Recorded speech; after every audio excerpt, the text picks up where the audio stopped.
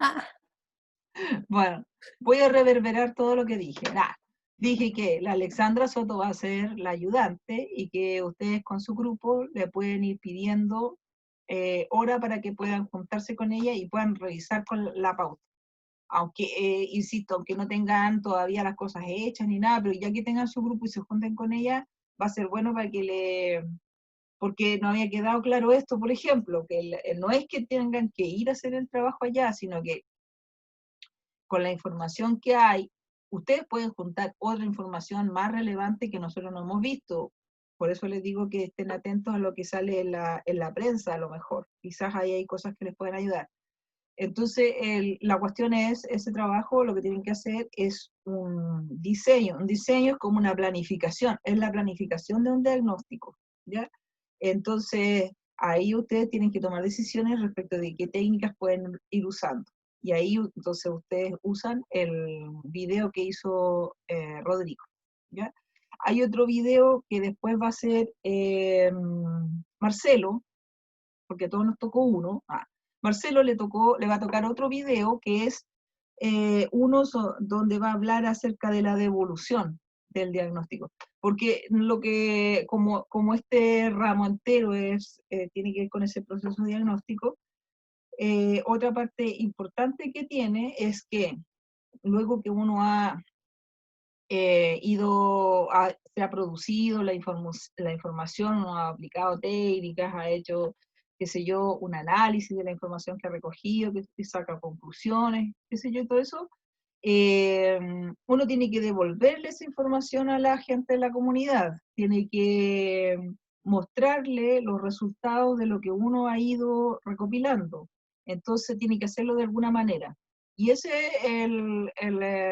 Marcelo va a hacer un video acerca de eso, un video corto donde va a hablar acerca de eso, que es como la devolución, así nosotros le llamamos, la devolución, que no es cierto, que es las conclusiones que uno como agente externo va sacando respecto a la situación del diagnóstico, cuáles serían aquellas cosas que serían las problemáticas, las necesidades, cuáles serían aquellas que están jerarquizadas, ¿no es cierto? O sea, quiero decir, claro, generalmente no es que sale un problema o una necesidad, sino que salen varias. Entonces, de eso también uno puede decir, lo que hemos visto es que a ustedes pareciera que esta es la más importante y esta, etcétera. Eso hay que corroborarlo con las personas porque estamos haciendo procesos participativos. Entonces, no es que nosotros vamos a mirar, a sacar la información y nos vamos a ir y sobre eso vamos a diseñar la intervención después. ¿No? Tendríamos que hacer un ajuste y comprobar, ¿no es cierto?, si lo que nosotros estamos mirando como agentes externos corresponde a lo que la gente en realidad necesita y quiere.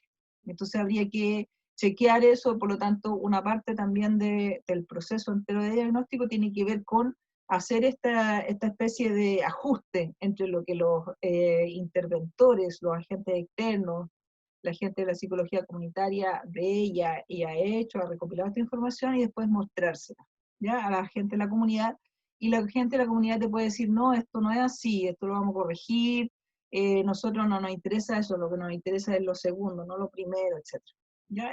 Esa es como una última parte de ajuste del diagnóstico y luego de eso, en realidad, si uno hiciera todos los pasos secuenciales de una intervención, ahí, con esa claridad, debería uno plantear el diseño, pero de la intervención completa, ya no solamente de la parte de diagnóstico, sino que cómo vamos, porque lo que te va a dar luces del diagnóstico es acerca de qué es lo que se necesita hacer allá o qué es lo que se requiere, ¿verdad? Eso es como el centro. Y después la intervención en sí misma tiene que ver con las estrategias que vamos a llevar a cabo para poder apuntar a resolver o a tratar de minimizar o de alcanzar alguna respuesta, alguna transformación respecto de la necesidad o problema eh, que, que se planteó desde el diagnóstico. Y ese otro ramo. No sé cómo se llama ese ramo. Ya, ok. Entonces, y hay un tercer video que voy a grabar yo, que es sobre los enfoques. A ver, todo este proceso que así como técnico, todo esto es como técnico, lenguaje técnico, instrumentos, técnicas, estrategias, todo eso, ¿no es cierto? Es como un lenguaje así como profesional. Entonces, para hacer todos estos procesos, nosotros tenemos que tener ciertas cuestiones claras y que atraviesan todo lo que vamos a hacer.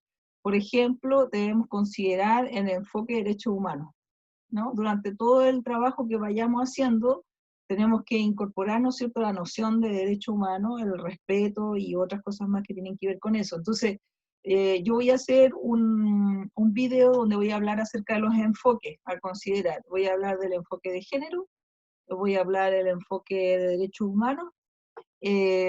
No sé si me va a alcanzar para hablar de la interculturalidad, y voy a hablar de la interseccionalidad. Nada más, porque es mucho. Y voy a hacer un video de 2 horas. Nada. Voy a hacer un video también, no, lo máximo que podemos hacer es media hora, pero encuentro que es un poco largo.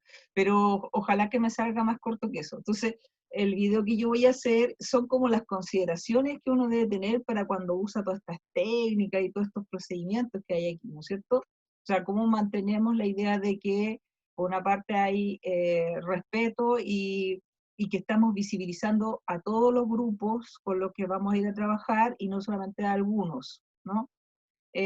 ¿Cómo vamos a, no sé si el enfoque, la interseccionalidad, ¿ustedes lo han escuchado? A ver, No, profe. ¿hay unas feministas por acá o no?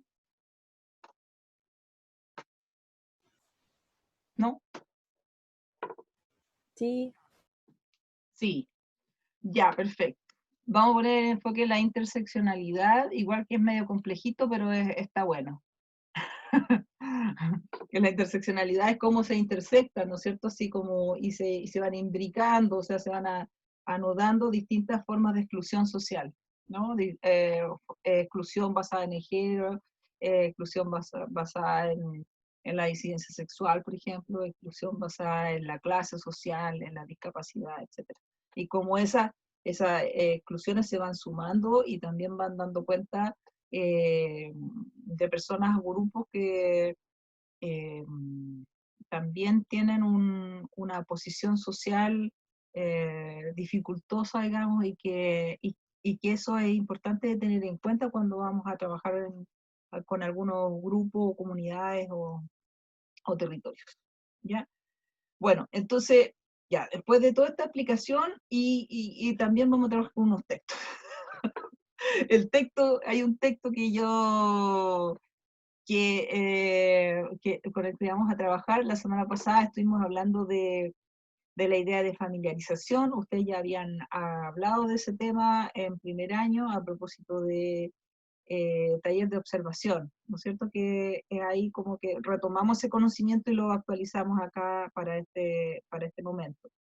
Y yo hoy día quería hablarles de otra cosa, que es sobre el tema de necesidades y su jerarquización, que es un capítulo, el capítulo 4 de la Marisa Montero del libro de Hacer para Transformar. Entonces les voy a dar la lata. Nah, ojalá que sea divertido. Divertido. Sobre, les voy a hablar acerca de necesidades y problemas. Siempre eso es muy importante. Entonces, voy a compartir la pantalla y espero que ustedes me digan si se ve o no se ve ya, porque yo aquí no lo tengo muy claro. Ahí, según yo que se ve. ¿Se ve o no? Ya. No, No, profe. Pero ¿cómo? Algunos me dicen Ahí que sí, ahí sí, sí, que ahí no. sí. No ahí me sí. mientan. Ya, Oye, voy a mostrar esta diapositiva aquí, después las voy a subir al e-aula. ¿Ya? Según yo que no alcancé a ver, este es el texto de este libro. Está bueno este libro, Hacer para Transformar, de la Marisa Montero, porque va explicando todos los pasos y las secuencias de cosas que hay que tener en cuenta cuando uno va a hacer un trabajo de psicología comunitaria. Bueno, uno puede disentir con Marisa Montero, qué sé yo, y todo eso, pero ella es una autora clásica que ha marcado todo un camino en la escritura de la psicología comunitaria latinoamericana. Así que por eso la respetamos y la leemos.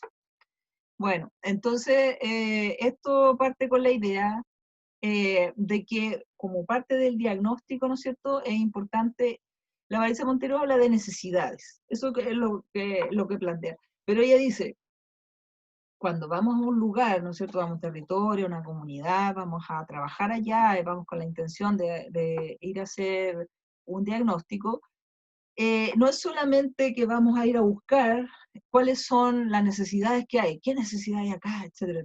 No, no solamente vamos a buscar eso. Y yo creo que intencionalmente ella no pone la palabra problema acá, sino que pone necesidad, ¿no? Porque eh, por una cuestión que tiene que ver con la carga de los conceptos, creo yo, ¿no? Porque problema es una idea que está centrada en algo que tiene una connotación negativa. Sin embargo, necesidad, todos tenemos necesidades, independiente de que seamos ricachones o que seamos pobres, digamos. Todos tenemos ciertas necesidades, ¿no? Entonces, como siento que trata de alinearse con un lenguaje que está en un lado más propositivo, ¿ya? Pero además, ella cuando hace este capítulo, lo primero que dice, no es que solamente vamos a ir a buscar necesidades, vamos a ir a ver qué necesidades está habiendo en un grupo o comunidad determinado, sino que al mismo tiempo vamos a ir a ver los recursos. Entonces, de ahí igual es interesante esa propuesta, porque el otro día parece que conversamos eso en alguna de las clases, no me acuerdo si fue aquí o en otra vida, no, no, en otra clase, que cuando estábamos hablando del tema de los recursos, pero aquí lo tengo en la diapositiva que sigue. Entonces, ella dice, no basta solamente que nos centremos en lo que se requiere, en la necesidad, en la carencia, ¿no? Eh, sino que también tenemos que fijarnos en los recursos porque los recursos tienen un lado que es más constructivo, ¿ya? Eh, y ella es como bien enfática en eso. Me parece que es interesante porque la psicología comunitaria, lo que decimos, lo que hacemos en psicología comunitaria, decimos que nosotros no estamos solamente pensando todo el rato en el problema, en el déficit, todo ese rollo, sino que también estamos pensando en cómo fortalecer, en cómo encontrar eh, desde dónde a generar procesos, ¿no? O amplificar procesos. Pero con ustedes parece que fue que el otro día les dije esta metáfora, ¿no es cierto? Que es que se ayuda a una persona que se cae de un pozo, se quiebra un brazo, no se le ayuda tirándolo del brazo que está quebrado, ¿no? Se le ayuda desde el brazo que tiene bueno. Entonces, es la misma metáfora acá. Eh, la idea es encontrar aquellos aspectos que son necesarios, importantes, que fortalecen, que se constituyen como en algo que le ayuda a la persona, digamos, o a las personas o a los grupos, y desde ahí, ¿no es cierto?, generar procesos de cambio. Entonces, la base de todo esto es suponer que todas las personas, todos nosotros, independiente de dónde estemos y cómo seamos, etcétera, tenemos capacidades y potencias, ¿no? Y esas capacidades y potencias nos permiten hacer transformaciones de nuestras relaciones y situaciones que son negativas. O sea, la, lo ontológico que está detrás, cómo se concibe al ser humano, ¿no? Cómo se concibe a los seres humanos, los concebimos como personas que somos capaces de poder ir transformando nuestra realidad, ¿no es cierto? Generando cambios, ¿no? Y para eso tenemos dentro de nosotros capacidades y potencias. Entonces la cuestión es que hay que buscar cuáles son esas capacidades y potencias. Eso significa que hasta el más miserable, la persona más miserable que podamos conocer, debería tener capacidades y potencias de algún tipo, ¿no?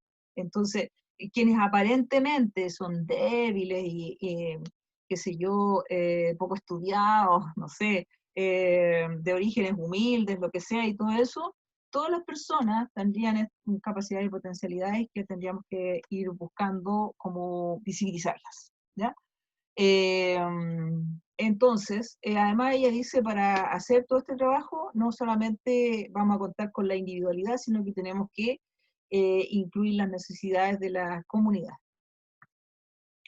Entonces, cuando ella dice recursos, algo conversamos el otro día, yo me acuerdo que estuve hablando de como qué cosas eran los recursos, y dijimos los recursos no solamente son recursos porque me parece que ustedes dijeron que habían ido a escuelas o algo así, donde tenían que describir ahí.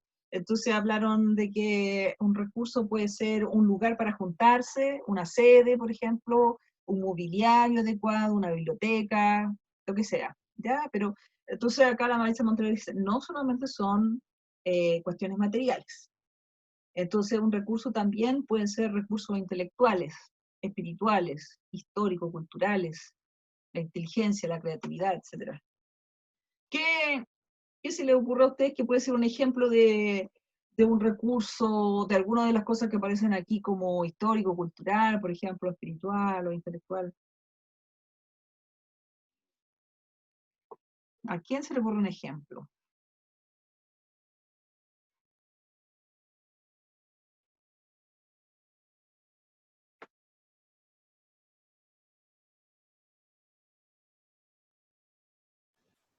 Em, Podría ser, por ejemplo, cuando se organizan los vecinos para pedir algo, así como además de la junta de vecinos, así como que ellos se organicen y, por ejemplo, hagan una plaza.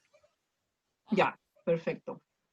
Sí, pues eso, claro, ahí tendríamos que ponerle un nombre a eso, ¿no? Una capacidad de organización o la solidaridad, o, por ejemplo, como puede ser eso, como puede ser también la idea de que, eh, no sé, alguien fallece en el pasaje y la gente hace eh, no sé, junta dinero, hace una canasta familiar, cosas de ese estilo, ¿no? En el barrio se organiza una olla común, bueno, poniéndolo en el contexto actual, digamos. Esos serían recursos que están, o sea, ahí hay recursos presentes.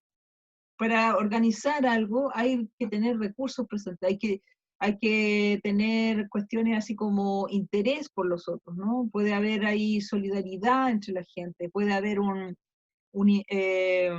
afecto entre las personas, ¿no? El que las personas entre sí tengan afecto, eso constituye un recurso. Que se preocupen uno de otro también es un recurso, obviamente, ¿no? Porque eso sirve, porque eso permitiría, por ejemplo, en el contexto actual, ¿no es cierto? Si uno va a un lugar, ¿cómo se puede dar cuenta? O sea, podrías darte cuenta si es que tu pregunta, ¿y cómo sabe usted cómo está su vecino?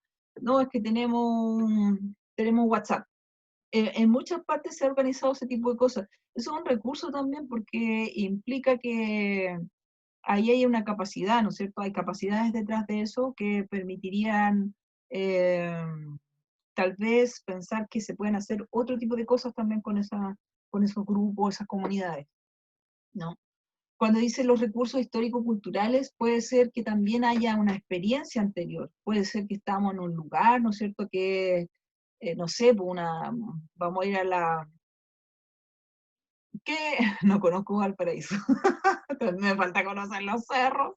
Nómbreme un lugar así que sea, que tenga una tradición de organización, un sector así que sea antiguo, que la gente ahí, cuando vaya, siempre hay personas que están preocupadas. Como por ejemplo la Victoria aquí en Santiago, que es así como un barrio, una población, una toma, y que la gente pueda seguir organizada y que tiene sus formas de hacer las cosas y todo eso.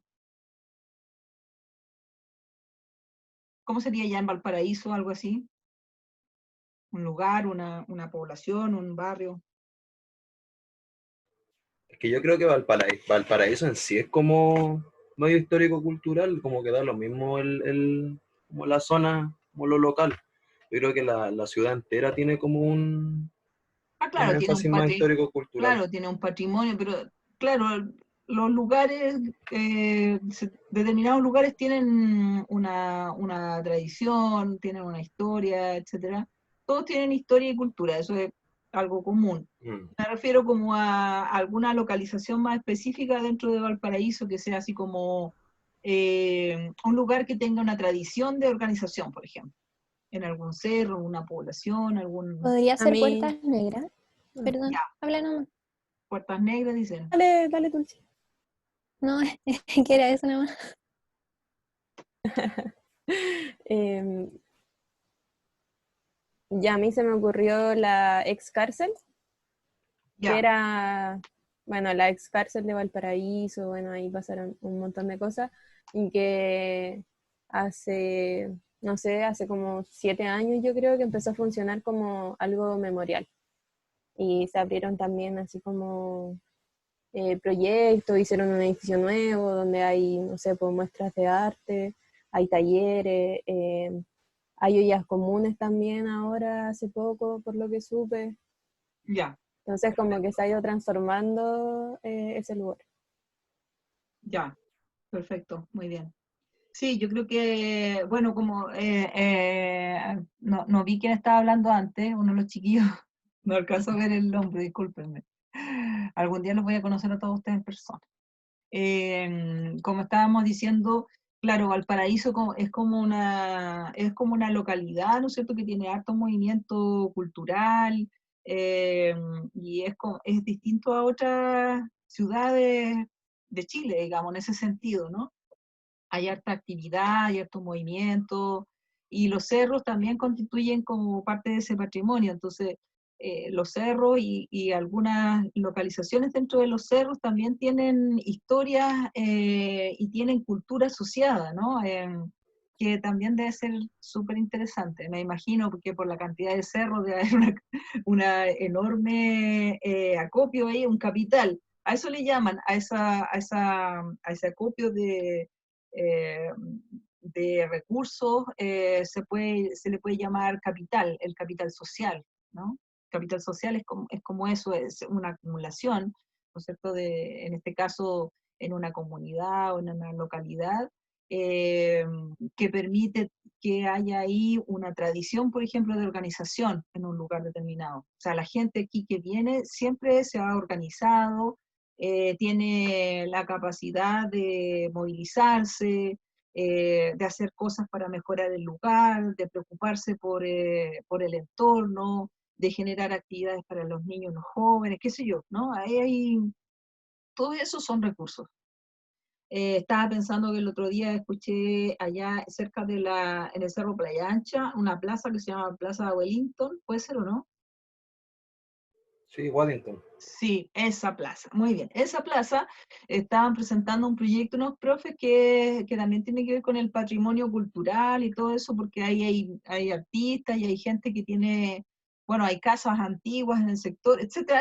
Hay una cantidad de experiencias y de recursos de trayectoria generalmente que puede estar ahí latente, que puede uno ir viéndola, ¿no? Ir descubriéndola, visibilizando. Bueno, etcétera. La inteligencia social, llamémoslo así, no es que quiere decir que le va a aplicar una prueba a una persona, pero como la idea de generar respuestas ante situaciones complejas también pueden ser recursos, ¿no? La creatividad, que es como esta cuestión de crear tus propias formas porque no tienes otra manera de hacer. Bueno, ahora yo creo que a partir eh, de la revuelta social o del estallido social de octubre en adelante, aparecieron un montón de formas de organización, ¿no es cierto?, en grupos pequeños, qué sé yo, y todo eso, y ahora a propósito también de la pandemia, en que han aparecido un montón de formas de organizarse y de hacer cosas que son creativas, en que se han usado distintos medios, etcétera. Bueno, todo eso constituye algo que que puede estar presente. Entonces, si uno va a hacer un diagnóstico, insisto, no solamente debería ver las necesidades que están ahí, sino aquello que constituye recursos. Esto es, a ver, a mí me gusta decir lo que es siempre parte de la psicología, del hacer psicología siempre es importante ver cuáles son los recursos que pueden estar presentes, ¿no? La Maritza Montero después sigue, este capítulo del libro es bien, es como ameno, es como una conversación que uno tuviera con alguien, ¿no? Ella va diciendo cómo podemos identificar las necesidades y los recursos, dice ella, cómo nos vamos a ir dando cuenta de estas necesidades y recursos. Bueno, ella dice que lo importante es que se puedan hacer actividades grupales, porque aquí el énfasis, ¿no es cierto?, no es ir descubriendo uno a una, ¿no? No es la pura individualidad. O sea, sí es importante que a propósito de un contexto grupal, ¿no es cierto?, se pueda identificar a personas en específica, ¿no es cierto?, que ejercen algún liderazgo, que tienen alguna capacidad importante, qué sé yo, pero lo que nos interesa es la suma esos recursos que están presentes, ¿no? Entonces ella pone como la idea básica de que tiene que ser algo grupal, la manera de ir identificando esos recursos, y tiene que tener un carácter participativo. Y lo participativo aquí es importante, que no es solamente participativo como una participación formal, ¿ah? No es como voy a ir a votar, no es solamente eso, no es como una reunión donde le vamos a decir que vamos a hacer una plaza y si la plaza le gusta que quede aquí o le gusta que quede allá. No es solamente eso, sino lo participativo sería desde el inicio, de ir tomando decisiones, etc. Y a través de esto, que aquí uno si saca la cuenta, actividades grupales de carácter participativo para identificar necesidades de recursos, le suma el video que hizo Rodrigo y ahí podrías tener algunas técnicas que podrían cumplir con esta idea, que sea grupal y que tenga alta participación. ¿Mm? Las técnicas para hacer diagnóstico, igual uno tiene que mirar en relación a eso. Hay algunas que son menos participativas y otras que tienen más grado de participación, obviamente, ¿no? O sea, claro, es mucho menos participativo hacer una encuesta e ir uno por uno preguntando y llenando esa encuesta. Eso es menos participativo que hacer un grupo de discusión, un grupo focal, una asamblea, no sé, otras instancias donde la palabra eh, sea más, tengan la posibilidad las personas de hacer valer su palabra, ¿no? Ya, entonces lo que buscamos acá es que la comunidad señale aquellos aspectos, así entendiendo la idea de necesidad como esto, ¿no? Aspectos de su vida que son insatisfactorios o problemáticos que obstaculizan el modo de vida al cual aspiran, ¿verdad? Esa sería como la idea de lo que... Y,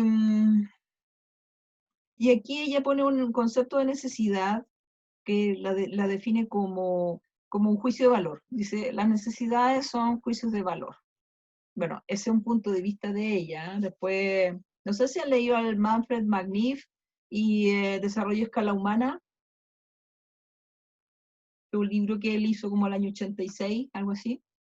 Y ahí tengo una diapositiva cortita de él, porque él habla de las necesidades y los satisfactores. Qué interesante igual eso.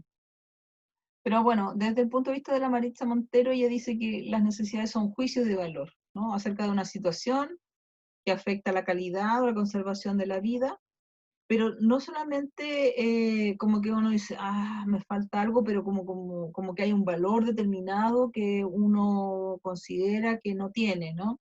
Pero no es solamente eso, sino que también una necesidad tiene otro lado, que es un lado de energía, ¿no? Y de propositividad, que es como que esa misma necesidad te podría generar una motivación para la acción, ¿no? Para llegar a buscar cómo satisfacerla, para llegar a buscar solucionar esa situación, ¿no? Superar la situación negativa. ¿Sí? Diga.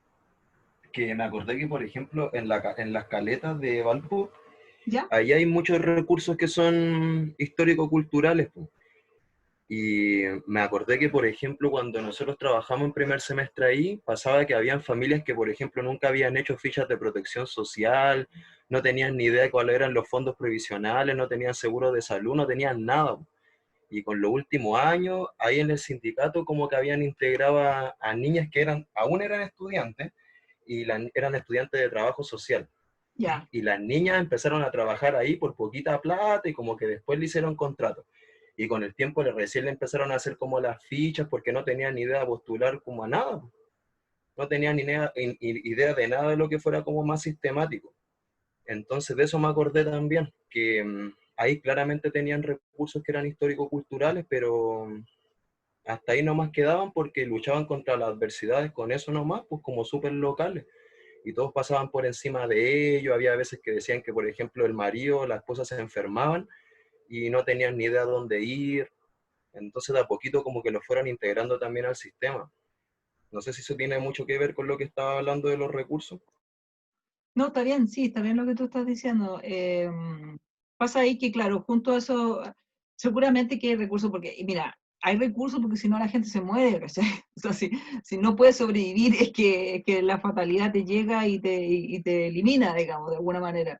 La gente sobrevive a pesar de todas esas condiciones adversas, ¿me entiendes? O sea, a pesar de que no tiene como ir al médico, igual los niños crecen, qué sé yo, se desenvuelven, hacen cosas, etcétera, encuentran pega, se reproducen, digamos, ¿no?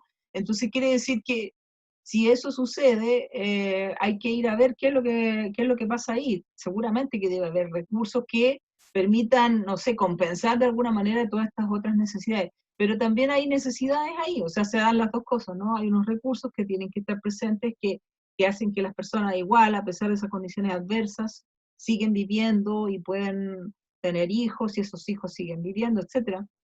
Pero por otro lado hay una serie de necesidades que también están ahí son poco visibles para las autoridades, para el Estado, digámoslo así, que tienen que ver, ¿no es cierto?, con la necesidades que pueden ser consideradas como básicas, ¿verdad?, que son así como necesidades de la protección, de la seguridad, de la salud, etcétera, ¿no? Aquí cuando uno empieza a hablar, está bueno tu ejemplo, porque cuando uno empieza a hablar de estas cosas, no sé si estudiaron Maslow, es el clásico de la pirámide de Maslow, ¿la estudiaron alguna vez o no? ¿O ya no se estudia eso? No, sí, sí se Sí, estudia. profe. Sí, sí, Sí, la estudiamos. sí, Ya. No sé si nos Bueno, acordamos. Maslow, Maslow, ¿no es cierto? Y la pirámide que ahora está un poco vilipendiada. No, lo que pasa es que a Maslow se le critica el que su pirámide, ¿no es cierto?, está pensada como el último punto, en la parte de arriba, la cúspide de la pirámide es como la autorrealización personal. Esa es como lo máximo, el nivel más alto, etcétera. Pero resulta que igual es como, es como un punto de vista súper occidental, así como egocéntrico en algún sentido, ¿no es cierto? Y como parece como de clase media alta, una cuestión así. Y abajo, en la parte básica, ¿no es cierto? Aparecen esas necesidades básicas que, como dice aquí esta diapositiva abajo, reforzaba la idea de que la pobreza solo llegaba hasta pensar en sus necesidades básicas. Eso significa que una persona, porque vive en una situación de pobreza, no va a poder pensar que puede autorrealizarse algún día, ¿cachai? No va a poder pensar en otro escalón dentro de esta pirámide, porque para lo que Maslow decía es que para que pase de uno al otro tendrías que tener satisfecho lo primero. O sea, un pobre nunca va a pensar en ser libre, porque la libertad está en un nivel más alto, ¿cachai? Y eso no es verdad. ¿O sí? No. No, pues no es verdad, si eso es lo que estamos peleando, ¿cachai? Lo que estamos peleando es que todos tengamos derecho a la dignidad, a la libertad, etcétera, ¿no? Entonces, esa forma de entender como que unas van debajo de la otra, yo creo que lo lineal así, eso es lo que ha sido cuestionado, porque necesidades, todos tenemos necesidades, pero no es así de esta manera en que uno pasa de una a la otra, sino que las necesidades pueden ser simultáneas, ¿no? Y pueden ser de distintos tipos de niveles. Tú puedes ser una persona rica, con mucho dinero, pero un día te perdiste en un buite y tuviste que bajar, no sé, en un desierto. La Tulsi se nos está quedando dormida. no, no, no, profe, es que hasta ahora es Te como agarra el sueño, después te del agarra el almuerzo, sueño. Ya, mira, sí, pero no, profe, no estoy quedando dormida.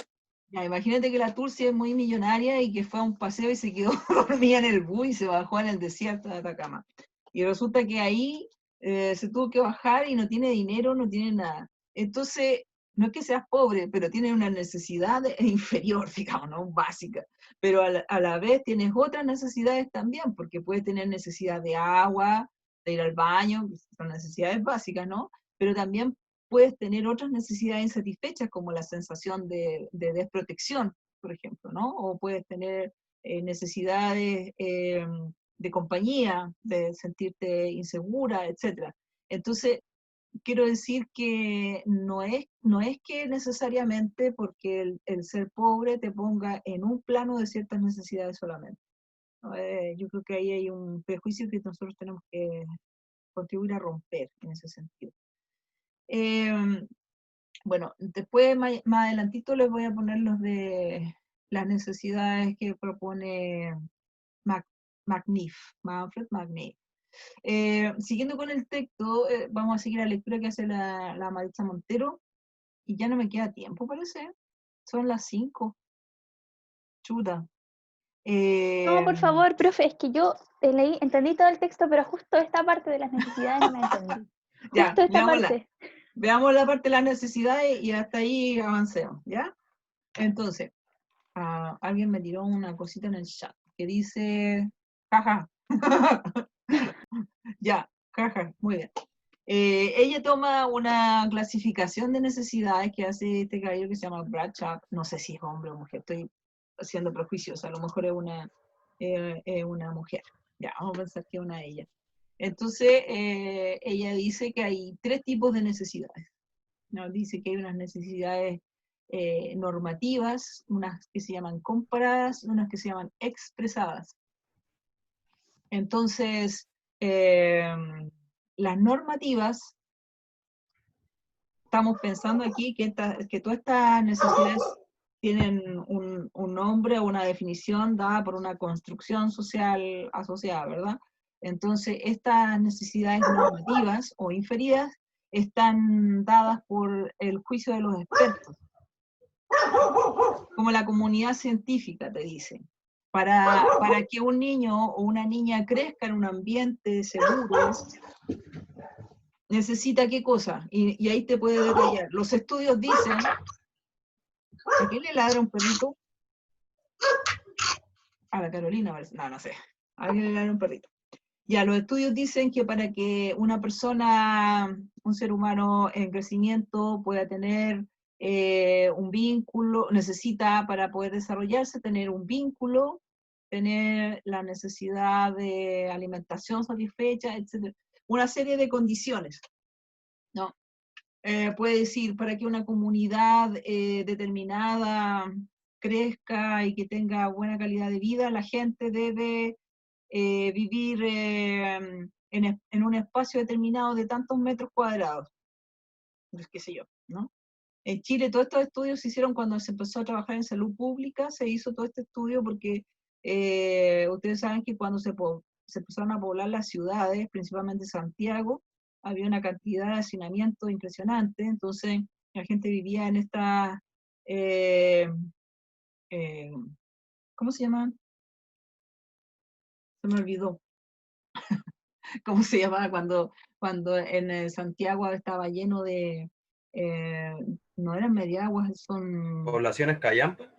claro, incluso antes de las callampas existían otros que son que todavía hay estos pasillos largos donde la gente, ¿Conventillos? claro, ¿Los cité? conventillos, Los eso, cité. conventillos, cité, todas esas cosas.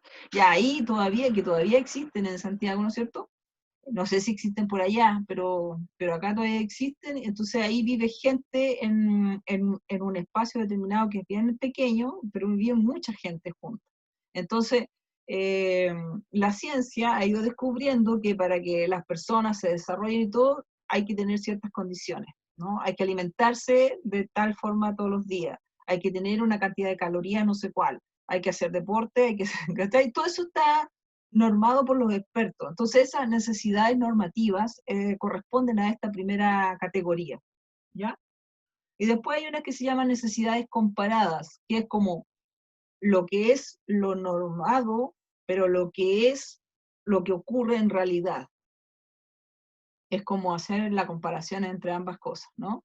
Y esto también a veces se hace desde afuera, quiere decir, por ejemplo, si vemos cómo se construyen las políticas públicas, puede ser que aquí haya una base sobre esto.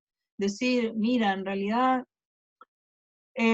vamos a cambiar la política del Ministerio de Vivienda y lo que vamos a hacer es que ya vamos a destruir algunos edificios que creamos, estos bloques de Bajos de Mena, y los vamos a hacer otras cosas ahí, porque en realidad la gente vive demasiado sin nada. Entonces, ¿por qué? Porque lo que ocurre hoy día con lo que debería ocurrir, ¿no es cierto? O el ideal o lo normado, lo que se debería esperar, no coincide, entonces hay que hacer alguna acción para que eso se modifique, ¿no? Y después la última de la que habla es una necesidad que se llama expresada o sentida. Y esta es la que está vinculada a las comunidades directamente o a los grupos. ¿Mm? O sea, como quiero decir, las otras son como de afuera, y estas son las necesidades que tendrían los grupos o las comunidades en específico.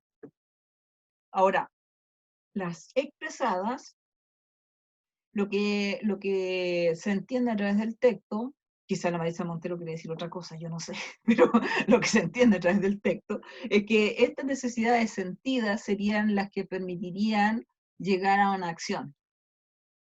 ¿Ya?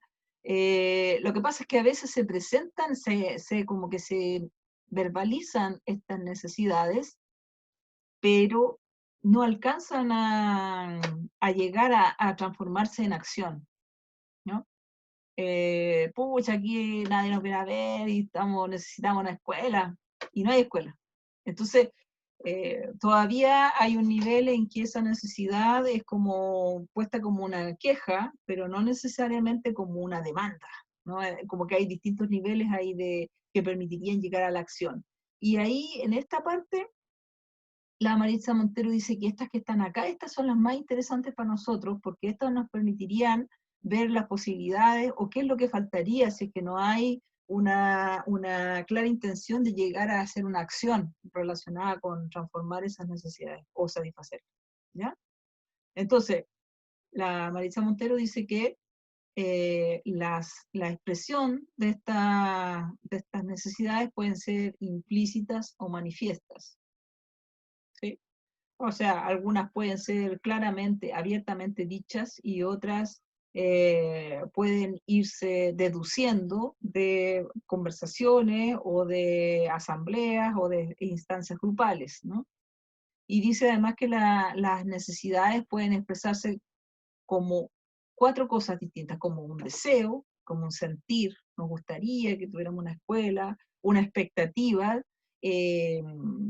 estamos esperando que hagan una escuela, como un problema, en realidad necesitamos una escuela porque los niños tienen que caminar 2 kilómetros para llegar, o una demanda, no podemos esperar más y queremos que se haga luego esto acá, ¿no? Obviamente de todas estas que están acá, las demandas son aquellas que son las más urgentes y entonces son aquellas que están ahí como para acompañarlas en la acción, ¿no? Son las que están más relacionadas con el ejercicio de hacer algo por parte de los grupos organizados incluso, ¿no? Las demandas también pueden ser visualizadas desde los movimientos sociales, por ejemplo, ¿no? En el caso de Quintero Puchuncaví, como hay grupos que están organizados ahí y lo que quieren y lo que están haciendo es trabajar en relación a esto. Yo pienso que es más o menos claro que hay demanda. Ahora, de todas las cosas que demandan, no sé si están todas ellas vinculadas con necesidades. Quiero decir, a lo mejor la demanda, habría que ver la información que hay, pero las demandas pueden tener que ver con que las empresas dejen de producir contaminación, dejen de generar, no en vez de producir, generar contaminación. Y es harto difícil porque ahí hay una central de carbón, una planta de carbón. Ustedes saben que las plantas de carbón están prohibidas en todo el mundo, excepto en Chile, y son de las más contaminantes en el mundo, por eso se las han prohibido. Y Chile tiene, y creo que esa planta que está ahí, no sé si es una o dos que están ahí en Puchuncaví, creo que tienen como 4 años para cerrarlas, por una ley que se firmó como el año pasado. Ok, entonces, de todo esto que está aquí, lo que la Marisa Montero dice, muchos psicólogos, psicólogas comunitarias trabajan es a partir de las necesidades sentidas y que se expresan como demanda. Ese sería el ideal, pues. Ahí la tenemos toda. Ir al lugar donde la gente ya sabe y tiene visualizada, ¿no es cierto?, y expresada una necesidad sentida, y además lo considera una demanda, es un lugar entonces donde hay actividad y hay energía disponible para trabajar, para transformar la situación que ellos requieren, ¿no? Que ellos han identificado. ¿Estamos bien hasta ahí o no? Carla, ¿se entiende o no? Ya, ok. No, sí está bueno, por eso hay cosas que a lo mejor si ven las cápsulas y las lecturas y todo eso, compartirlas con alguien más igual es bueno para poder ir saliendo de la duda que uno puede tener. Chuta. Ya, lo último que les voy a explicar son estas diapositivas del desarrollo humano. Que yo encuentro que el Manfred McNiff, bueno, él se murió el año pasado, el año antepasado, él fue el rector de la Universidad Austral de Valdivia. Fue candidato presidencial, yo voté por él, pero por supuesto no quedó. Eso ya hace varios años atrás. Era la apuesta segura. Entonces en el año 86, junto a Elizalde y Oppenheim, hicieron un libro que se llama Desarrollo a escala humana, que es un libro que es súper bueno porque ha sido una manera distinta de mirar las necesidades, ¿no? Porque después de un largo camino que hacen, ¿no es cierto? Dicen, en realidad las necesidades humanas no son tantas y son las necesidades fundamentales, estamos hablando, y serían posibles de ser organizadas, dicen ellos. Y las ponen aquí en estas 9 necesidades fundamentales. Ahora, esta es una gran necesidad que después se puede desprender en necesidades más pequeñas, ¿ya? Como son la subsistencia, la protección, el afecto, dicen ellos, el entendimiento, la creación, la participación, el ocio, la identidad y la libertad. Por eso acá abajo dice, cada una de estas necesidades constituye a su vez un subsistema del sistema de necesidades. Ya es como un trabalenguas. Ustedes lo descifran. No, pero lo que quiero decir con esto es que el punto que me parece que es importante, esto no lo dice el texto de la Maritza Montero, a mí se me ocurrió ponerlo acá nomás porque lo encontré bueno, es interesante, es para motivar a ustedes también a que si encuentran por ahí algo de desarrollo a escala humana, lo consideren, porque es una propuesta en el fondo de vida de las personas que está más centrado en ver cómo satisfacer bueno, ellos dicen que existen unas cuestiones que se llaman satisfactores, y los satisfactores es la forma de llegar a satisfacer estas necesidades que ellos dicen siempre están, o sea, no es que alguna vez van a quedar satisfechas y ya tú no las vas a sentir nunca más, o sea, siempre están presentes, ¿no? La de participación, siempre vamos a querer tener distintas maneras, ¿no? Siempre hay necesidades ahí, pero verlo como una necesidad me parece que igual es importante, ¿no? No estamos hablando solamente de comer, dormir y qué sé yo, ¿no? Tomar agua, sino que también participar es una necesidad humana, ¿no? Tener tiempo y disponibilidad para el ocio, igual son necesidades de identidad, ¿no? De reconocimiento de identidad, hoy día es parte de las demandas de muchos movimientos sociales, ¿no? Entonces, lo voy a dejar hasta aquí. Les voy a mandar esta presentación, entonces la voy a subir al aula para que ustedes la miren. Y no terminé de trabajar con este texto, entonces lo vamos a seguir trabajando la próxima semana, ¿ya? Cuando nos volvamos a ver. No sé si de lo que dijimos hay cosas que quieran preguntarme o acotar, qué sé yo, y todo para que concluyamos acá. ¿Qué les parece? Tadrán. Menos mal que grabé. Gracias a quienes me recuerdan grabar, a quienes me recuerdan mis errores. Le agradezco. Pero así siento que no soy perfecta. Ah. Recuerdo que soy humana. Usted ya se bajó del auto, estoy mirando, ¿no? Ya llegó a su destino. Ok. Ya, si alguien quiere hacer alguna, somos el mejor país de Chile. Si alguien quiere hacer alguna pregunta, alguna cosa que quede dando vueltas, si no lo dejamos hasta acá. Y vuelvo a decir que mañana les voy a pasar el correo, los correos de la sección a Alexandra para que se comunique con ustedes y aprovechen porque son pocas semanas las que queden y se organizan y le piden una hora para que se puedan juntar con ella y empiecen a conversar, a conversar acerca del trabajo y prometo subir la pauta ahorita para que la tengan ahí, ¿ya? Ok, entonces, ¿ninguna otra acotación? Bueno, damos por concluida esta sesión. Como en el Parlamento. Ya, chiquillos y chiquillas, gracias por su participación. Porque tengan su cámara abierta. Eso no- Sí, Chao, profe. chao, que Chao, tenga buen viaje cuando ande viajando por ahí. chao, profe. Ya, que esté muy bien. Nos vemos entonces. Chao. Si hay alguna duda, Profe, me chao. escriben. Chao, que estén bien. Igual. Bye, bye. Contrólate, por favor.